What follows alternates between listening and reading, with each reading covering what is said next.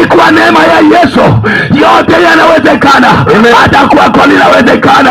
Hakuna jambo gumu kwa huyu Yesu. Tunamwita jina. Tunatangaza mahali hapa ya kwamba katika hili ardhi Yesu anapeana. Haleluya. Anapopeana kwa binadamu, hata kwako linawezekana. Rahabu akapata neema kwa imani ambapo alikuwa naye.